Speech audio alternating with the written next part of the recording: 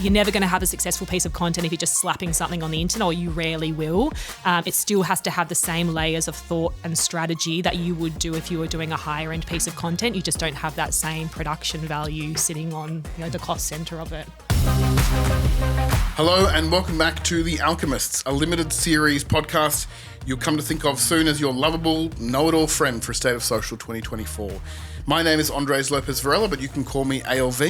It's not often anyone uses my full name, except if I'm in trouble or you're a parent of mine, so I'll know what you think of me if you use my full name. Today we're recording on the traditional lands of the Whadjuk Noongar people, live at State of Social 2024, and I'm joined by three of our brightest alchemists here at State of Social to have a conversation about how to execute effective storytelling on any budget. So no pressure, guys. Before we dive in, let me remind you the whole series of The Alchemists is now available wherever you get your podcasts, on Apple Podcasts or Spotify. So make sure you subscribe to see all the episodes in your feed. And with that, it's time to make the magic happen.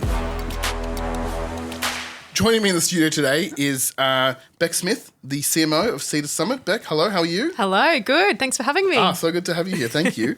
Josh Gurgiel, the head of Poly, that's O Media's Content and Creative Hub. Hello, Josh, how are you? All right, good. How are you? Very good, thank you, very good. And last but not least, Dave Jorgenson, senior video reporter at the Washington Post. Dave. Hi, how are you? From Washington, D.C. all the way to Perth. It's, just the traditional route everyone takes. Traditional route, yeah. You've made it. Yes. Yeah, absolutely. Alchemists, welcome to the show.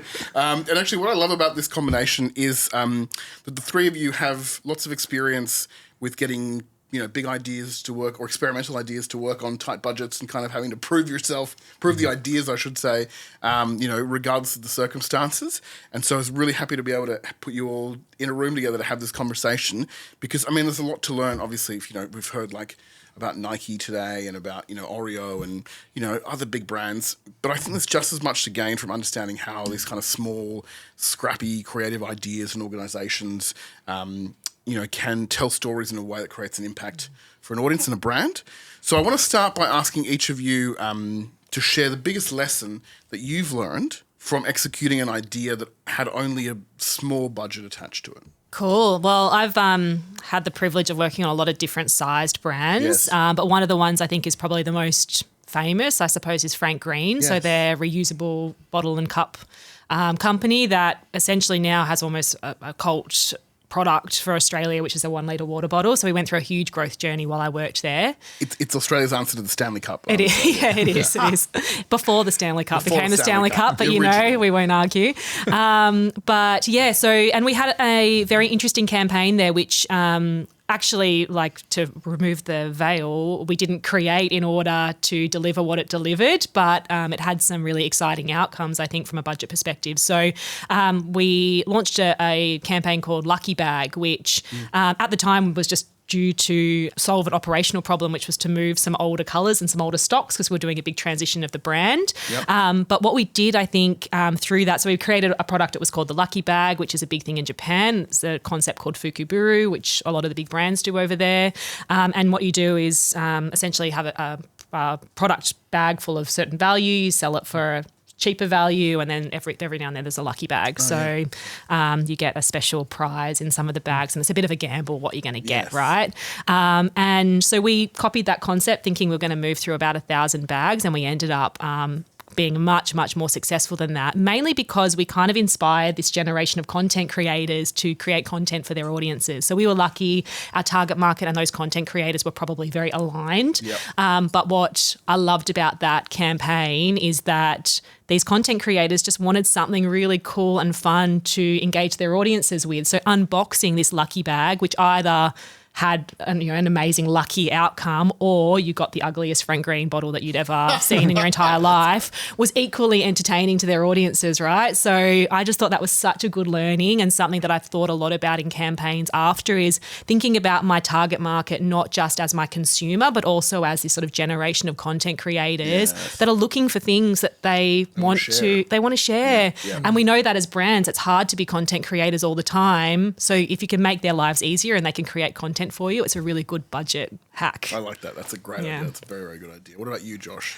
Well, I'm going to answer your question with probably the worst answer possible because I'm going to answer with the most expensive campaign just about possible, which was actually for Barbie. So just a cool 150 just mil. A few bucks just a real small. No, I mean that was obviously ridiculous global marketing spend. But obviously working in the out of home space, what we found, what was interesting, yes, they had a huge presence, so it was ever present from an outdoor perspective, but it was actually one piece of content they created in particular that I think which was not expensive, which really shifted the dial, or which did a lot of heavy lifting, and that was they just did a single bus shelter sort of wrap in Brisbane, right in Brisbane sort of city centre, and it was not a particularly elaborate, crazy bus shelter, but wrapping that shelter in pink in the way that they did it, and speaking so strongly to their brand codes and tapping into the moment, the social amplification of that. We had TikTok and Instagram influencers and people, and they're also people, by the way, going down there, shooting specifically, that bus shelter to capture for their socials to amplify. So we had a stream of people capturing that content and amplifying,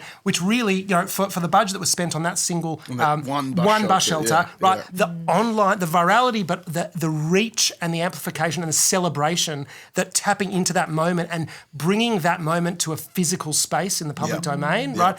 That's where we see, when we talk about alchemy, that's where we see huge power for brands. You don't need huge budgets to be able to activate effectively and essentially bring a piece of public space art to the public domain, and the audience will come down, right, and essentially do that marketing or do that celebration, that earned celebration for you. And so we saw that, yes, part of a 150 mil global campaign, but it was interesting what was the real kind of linchpin of that campaign was a humble bus shelter that really took off. Yeah, I like that. That's a great way to put it, And you, Dave, what about you? Well, I'm coming at it from a very different angle. Yes, absolutely. As a video journalist, I was hired at the Washington Post about 7 years ago, and I was doing a lot what these guys are doing. I was just making like really high quality videos that took weeks to make, and then we'd put them on YouTube, and it's like this beautiful 3-minute video I've shot with the Sony FS7. It's amazing, and then it gets like 300 views. I'm like, what am I doing? And then TikTok came along, and this is about 5 years ago, where I said, I'm going to try this, and luckily no one really stopped me. I sort of tricked my managers into letting me do it. That's basically just shooting with my phone, and sometimes with nice audio, but for the most part, with zero budget, making these videos, and all of a sudden we have millions of followers off of that. And so I guess the lesson I've learned for me is it's very useful to have really high quality clips, videos as well, and all that kind of thing, but sometimes creatively to be put in a box. So for us, it was especially at the start of the pandemic, was I'm stuck in my apartment. What can I do? That box I was trapped in made our videos much more interesting. So it was like, how many ridiculous things can I do from this very small space, to the point where everyone knew every corner of our apartment, which was kind of terrifying, but still really fun. Yeah. Do you think that's changed things a lot? Like you've almost shifted more so to a lo-fi. And I'm hearing that word a lot. I want to say, why do I keep calling it convention? My brain is in Democratic Republican convention right now. I cannot get out of it. What is it, the SNC? Sure, whatever you want to call it. And I'm running. That's why I'm running for president. But I've definitely heard that a lot recently, and I think that is true. And funnily enough, I've been trying to kind of go sort of merge the two types of video I've made in the past. So more recently, our audio has been much better. We have been trying to shoot on cameras when we can that aren't just our phones, but we're still trying to make it feel natural, and so it fits the app, because the worst thing you can do is just have something where someone's scrolling and go, this is an ad, I don't want to see it. Anyway, I think that whole lo-fi angle does help in sort of just kind of endearing yourself to the audience. So, I mean, that's a great example. It's very experimental at the time, right? And certainly for a news organization to be doing that and going, it's not going to be a polished 3 minutes sort of green screen graphic situation. It's going to be something quick and janky maybe. Comes with a lot of reputational or organizational risk attached. Right. I'm sure there were some very kind of cautious looks around the room when you were like, we're going to film this on my phone and put it on TikTok. Maybe some eye rolling as well. You guys might have experienced the same thing. How do you kind of, in those situations, elevate the conversation from just being about budget and return? So, this is a small risk because we're only going to spend, $1,000 on it or whatever. How do you elevate it from that to maybe make it more mission-based or purpose-driven, to say this idea connects to our broader purpose and it's important that we execute it because of that, not because it's cheap and it may or may not work?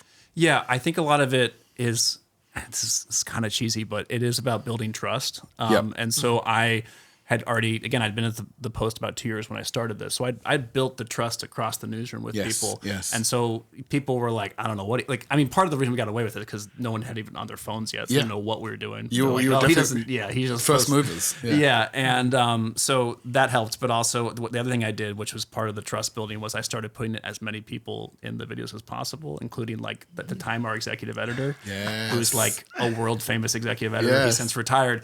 But putting him in early on was great for many reasons. Because one, actually, he was way funnier than anyone knew. But two, I could be like, well, Marty did it last week. So do you want to do it? Like, can we keep going? So it built some momentum, and basically it was about building the trust, but also getting people excited about it. And that was the big thing. And I think just to add to that, like sometimes I think people think that lo-fi content, which is cheap, is also not thought through. That's such a misconception. And the Very best lo-fi content still has important groundings of consumer insight. It actually has to almost be the most thought through in order for it to nail its purpose, I suppose, for being. And so, you can't, you're never going to have a successful piece of content if you're just slapping something on the internet, or you rarely will. It still has to have the same layers of thought and strategy that you would do if you were doing a higher end piece of content. You just don't have that same production value sitting on, the cost center of it.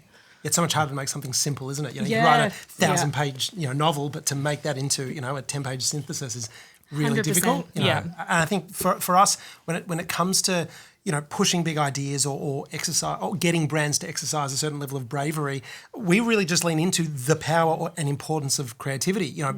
In order to help. I mean, what are brands trying to do, right? Through any form of comms, they're just trying to cut through, capture mental availability, and really kind of resonate with the consumer. So, I mean, we know from an out-of-home perspective, 41% of ROI comes from the creative, right? So it's not just about the where and the who you're reaching, but almost 50% is from what you're putting there. So if you want to stand out, the more creative, the more bravery you exercise, right? The more you are willing to put yourself out there to be noticed. Ultimately, well, that's an easy equation. I mean, that really should be, a pretty no-brainer. So, of course, Washington Post, TikTok, big success. Lots of other channels and likewise, I think the Frank Green example is a great example, right? Where something unexpected comes off. Even if it's your first idea and it comes off, it's a big hit. You may feel it's a little bit of a fluke, but there might be desire from your boss to go again or go bigger, go really hard, very fast. And that's, it's a different kind of pressure, right? And so I think the fear of like the marketing sort of sophomore slump is very real. People are like, oh, I did this great thing, and then is my next thing going to be any good, when it comes to content creation as well. And, we've all seen a bunch of, so many content creators who are like flashes and pans, they do really well, but then it's hard to kind of carry on. So, but people, in this case where we've got stakeholders and bosses and clients, people are really being asked to then very quickly replicate that success again. So what's some advice you would give to people who are kind of like enjoying that warm glow of success and are being pushed to create something bigger, better, maybe faster than they want to or faster than they know is actually safe or useful to do? What would you say to them to kind of like manage that situation so, you don't have that second album syndrome? Oh, that's a good question. I think there's a couple of sort of thoughts that come into my mind. One is that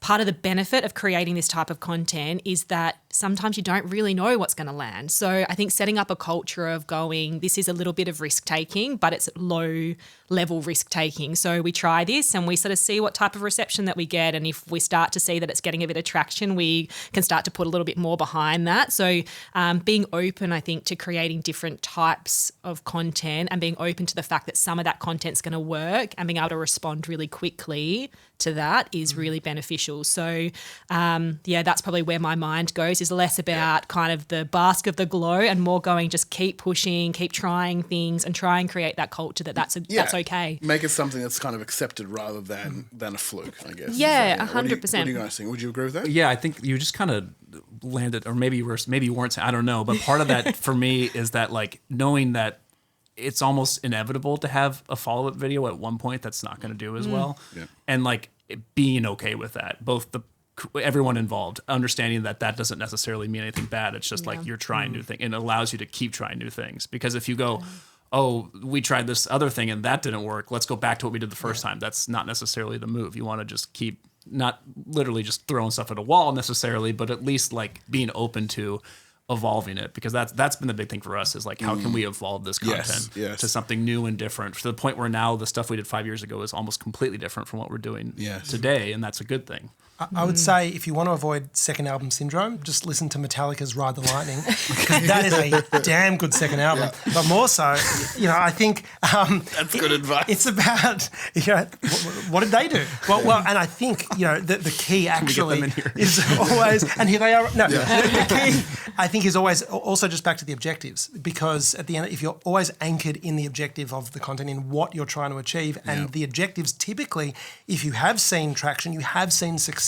Well, those objectives are possibly shifting as a result of that that's success. A very good point. So you have to always be anchored in what you're going for, not looking backwards, but continually moving forwards. I think that's a really good point, and also that dovetails nicely with what you said, Dave. That if you're still creating the same thing, then you are going to have. That's often where the pressure comes, right? Where it's like, we want you to do the same thing and do it again, like.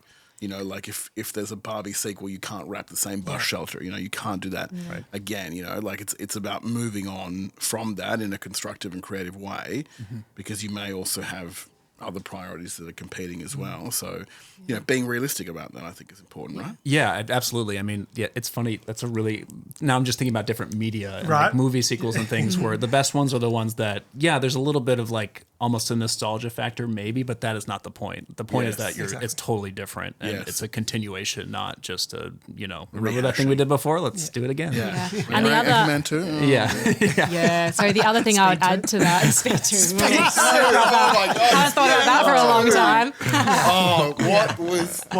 Keanu Reeves dodged the bullet. Yeah. Sorry, Bec.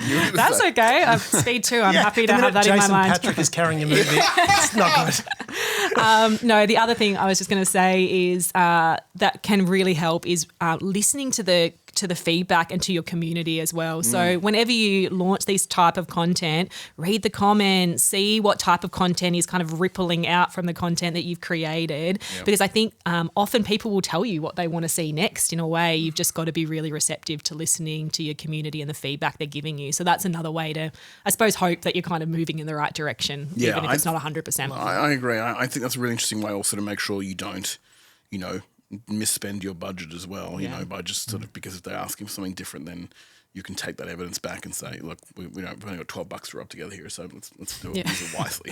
But I love that concept, because I know last year at State of Social there was a lot of talk about listening to the core. Yeah. Right? If you're kind of going to the core, those real kind of the heartland of your audience, they will often give you the gold, and you build outward because you secure those loyalists, and that then kind of cascades out. Yeah. And especially on a budget, if you can secure, I mean, there's obviously different schools of thoughts. There's the school of thought of you've got to go broad and like category buyers, but ultimately if you can iterate based on the core, well, I love that. It's a great call. That's a good point. So let's tackle the other end of that idea spectrum now, sort of the bigger budget, the Barbie style budget, right? When you have a big bucket of cash to splash, tell a story or a particular moment where it's strategically valuable for the brand or the audience. I think in some cases there's a temptation to stretch yourself across as many touch points as possible, especially if you've been quite niche. To your point, Josh, the Lucky Bag example, if you've been quite niche with a specific execution and then all of a sudden you get a lot of money, then you sort of feel like, okay, I've succeeded here. Now really what I have to do is I have to be in as many places as possible for as many people as possible and make that work. I guess what I want to ask is, how do you make the argument to your stakeholders, your bosses, your editors, your agencies, whatever, that maybe that's the wrong approach, that, more money doesn't mean we have to abandon the same kind of principles and values that we had with smaller ideas? How does that feel, Mr. Barbie Bus Shelter?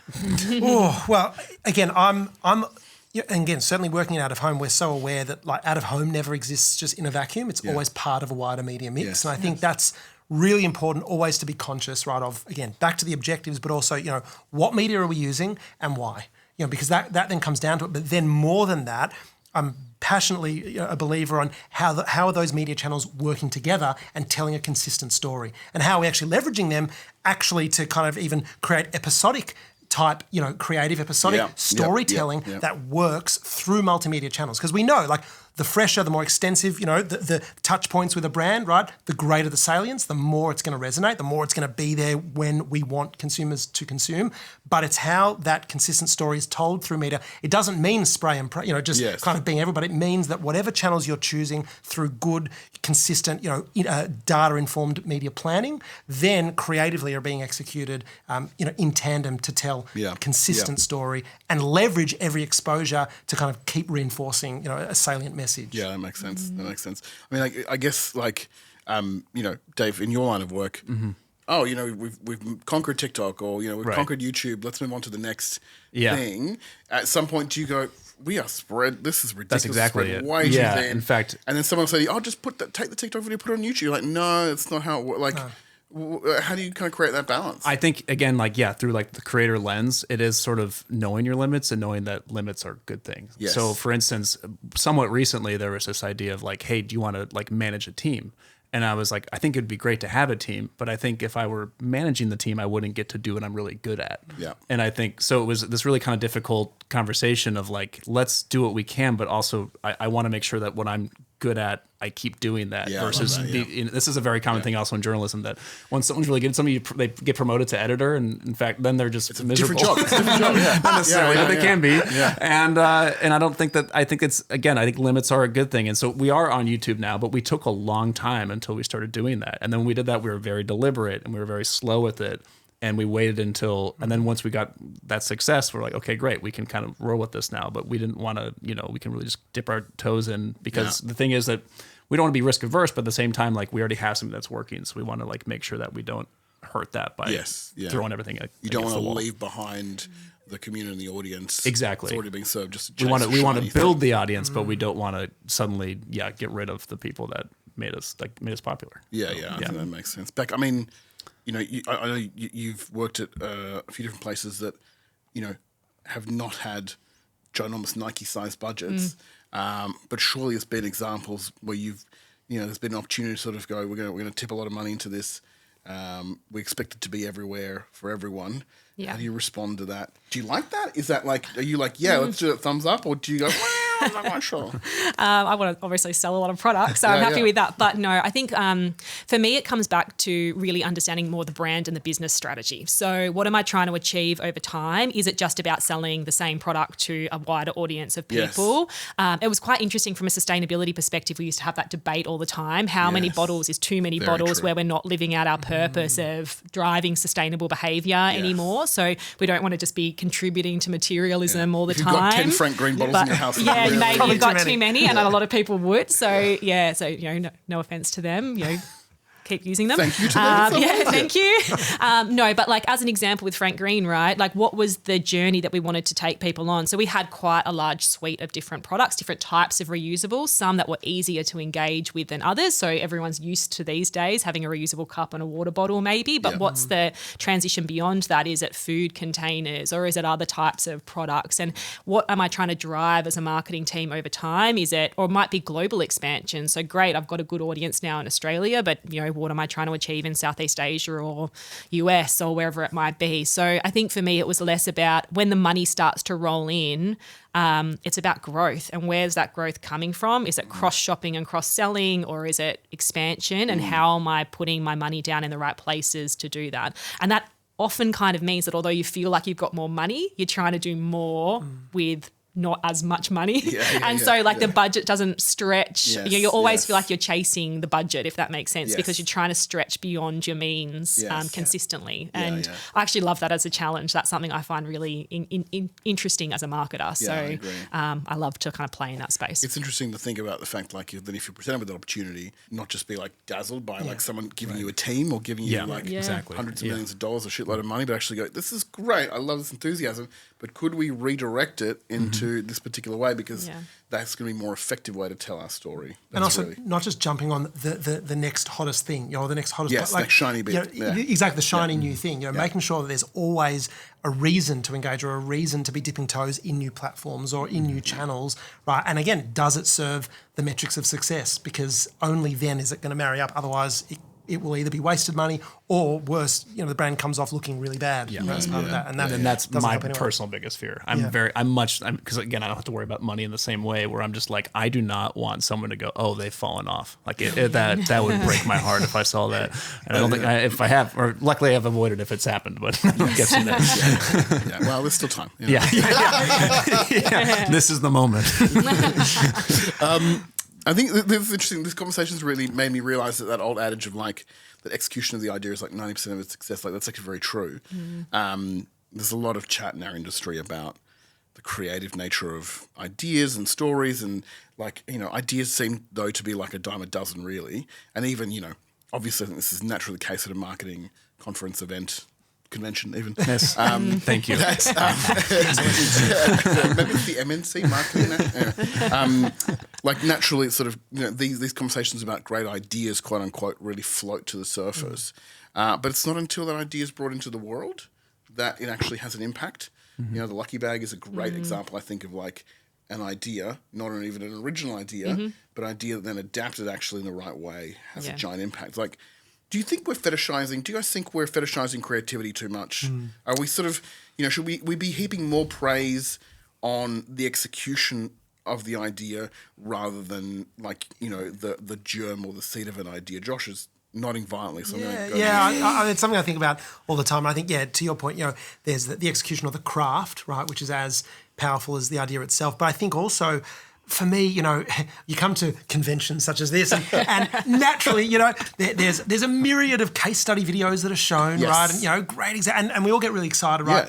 And obviously all talking about the Cannes winners and all this stuff, right? And it's all part of it. But I don't know, maybe I'm just a skeptic. But when it comes to awards and that sort of thing, for me, the true success of an idea is, did it work? Did it actually do the job it was meant to? Did it reach the audience it was needed to reach, and essentially prompt the behaviour it was looking to prompt? And so the idea in of itself, and a beautifully cut case study video that has a great soundtrack, and all that is great, right? And yes, we get excited about the idea, but I'm much more interested essentially in the Effies, right? In the the awards that are for actual effective marketing, because for me, creativity should be used as a solution to a problem to meet a core brand objective. And if it's not doing that, then all the other stuff is, to be honest, it's fluff and it's wasted. So no, it's absolutely as much about the craft and the execution of that idea to the end of what it's trying to achieve. I mean, the Lucky Bag was not that creative at all, really. No, it existed in Japan. Like we just copied an idea and brought it to life here. And I think it really resonated with our consumer, which was good. But probably the layer I want to add to that is just really having a strong consumer insight is important. And I think not just an insight that has existed for your brand forever or over time, but really understanding what people are going through in the moment in time you're looking to create that content is important. And that's been a big learning actually working at Brown's Dairy, which is a real you can imagine milk is a commodity product. Yeah. Essentially, I can't imagine any of you go into your local grocer and think a lot about the milk that you're picking up. Well, you're wrong. Yeah. Well, tell me more about that, Dave. But that's been quite fascinating for us because as a marketer, I obviously want to do some beautiful campaigns about connection to whatever farmers or families or whatever it might be. But at the moment, people are going through such a tough economic time. Every dollar that's going into that grocery trolley is thought about and important and really considered.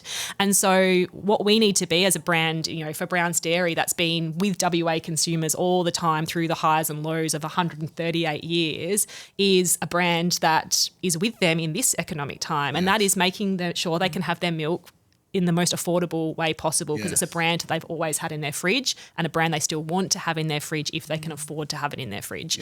And so where's my dollar better spent as a marketer? Is it to keep that price as low as possible for our families that need it in this moment in time? Or is it on a flashy above the line campaign that tries to connect with them and feels maybe quite disconnected because that's not actually what they're going through. I would say flashy above the line. No, we know media, of course. We don't know that. Far from it. I would say a wrap a buff shelter in milk. Wrap it in milk. Wrap it in milk, that's for you to figure out. That's not for me to figure out. I would add another part. I was also nodding violently. I think a big thing from like the sort of video creator perspective here is a lot of what we make is meant to look and feel effortless, but it's not at all. Yes. Because I mean, maybe 20-30% of what I'm doing is creative, but the other 70% is like really hard work that we're putting in, to the point where it's sort of, there was this period where a lot of other news media companies in particular were trying to copy what we were doing, and they found it quite difficult. I'm like, yeah, it's really hard.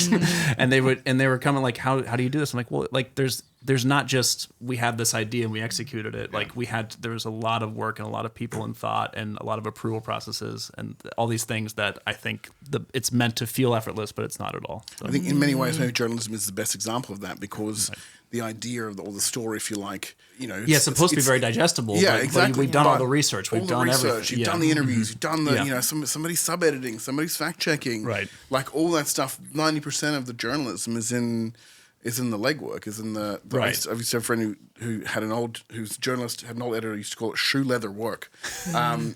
Which I'm too young to understand that, but like it's in the doing, I guess, which is really quite valuable. So that makes a lot of sense. Now, we are running out of time. Before we wrap up, we have just enough time for me to ask you to play fast and loose with your opinions.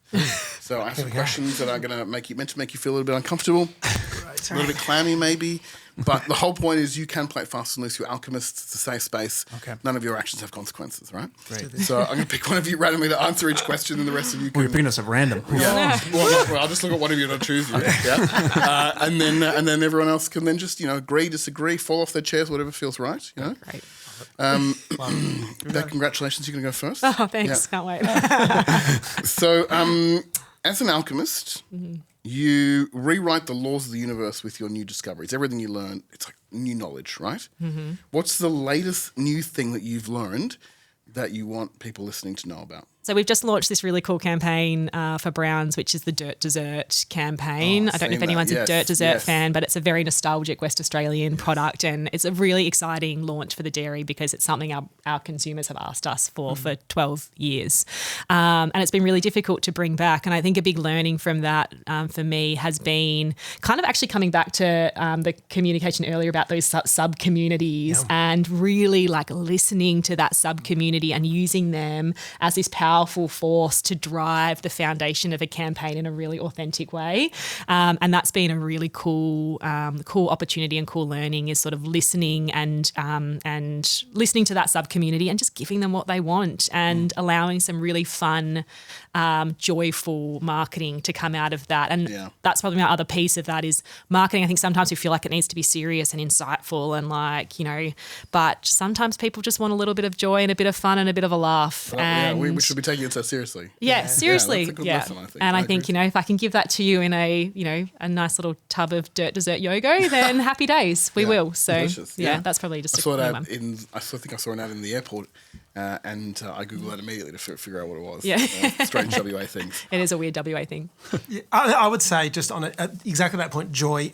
At the end of the day, comedy works, right? Yes. Humor works. Yes. I think my favorite ad of all time, it's an ad on a train, and it's for Bible app, and it just says 0 stars, would not recommend, Satan. Right? And it's genius. It is genius, right? So just having fun, irreverence for me is the key, right? I mean, certainly in my space, which is we're in the public domain, so make people laugh, give them a reason to care. Yeah. But I think across all media, across all comms, life is hectic, right? Yes. So the more we can give audiences a reason to care and maybe a slight escapism, because at its core, advertising should just be entertainment, right? And entertainment's escapism. Yes, so the more we give them that, I think the more powerful that's good. That's good. You've just nominated yourself for the second question. Yeah. Oh, here we go. Yeah. Oh, goodness. So as an alchemist, you understand the important relationship, the delicate balance between humanity and the natural world. So who runs the natural world? Is it cats or dogs? Okay, to be honest, I have to say cats. Yeah. To be honest. And the reason for that, I'll tell you the reason for that. What made you think of that? Yeah, that's right. I'm primed. No, the reason for that is my eldest daughter Maisie, hates dogs and is a cat. She's a human cat. And she runs the house, so she runs the world. She runs the natural world. Cats run the world. I like that. Thank you. Sure. Yeah. That's the first right answer we've had on that question. Dave, I'm glad you asked me. As an alchemist, you make a magical compound in your apothecary that can wipe out one of the social mediums just like that. Ooh. Which one do you use it on and why? Wow. Just a social, meaning like a platform, an app. You've got a dose that wipes out one. That's it, yeah. Oh my goodness. And it's reels. Reels. Instagram. So we're on it. Just Instagram. All of it. Just all of it. I hate it. We're on Yeah. it. I hate it. Yeah. Don't tell anyone, but tell everyone. I don't like it. Yeah. It drives. It's not. For us specifically, every decision they make is the wrong decision. Yeah. I So mean, you and Masseri are not best of friends. Love that. No. Yeah. Who's the? Yeah. Is that his name? That's Adam Masseri, yeah. Every time I see his face pop up, I'm like, oh, they've done something terrible. Yeah. My last point I would make, my main criticism, which they did with Threads, and I think they should have done, is that Reels should have been a separate app. I think right now it's too much happening. I could talk forever about this, but that's what I would do in my I magic. think that's a fair analysis of the Yeah. situation. Yeah. Very good perspectives. I really appreciate this conversation. Josh, Dave, Bec, thank you for joining us. Get back out there and enjoy State of Social. We're going to go watch Thank Speed 2. you. Actually. Thank you. Yeah, Speed 2. Speed 2. Yeah. Let's do it. There is plenty more to wrap your ears around on The Alchemists, including heaps of in-depth chats with this year's State of Social speakers. So make sure you follow the show wherever you get your podcasts. And if you like what you heard, give us a 5-star review and tell a mate, or 2, or 3. Tell your mum. The Alchemists is a co-production of State of Social and Creative Fix. The show is produced by me, Andrés Lopez Varela, and Aaron Matthews from Creative Fix, with additional production support by Cal McLean. Meg Coffey is our executive producer. On behalf of all the Alchemists, I'm AOV. I'll catch you next time.